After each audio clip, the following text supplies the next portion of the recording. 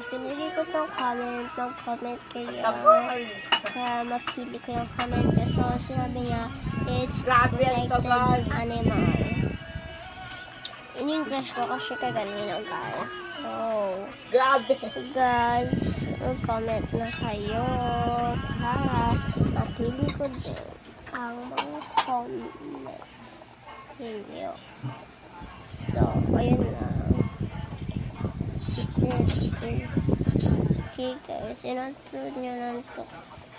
Say comment from 2548 straight or P. So guys, it's a protected animal, dog.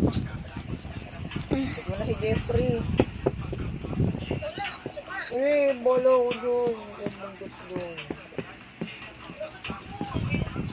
Best friend mo.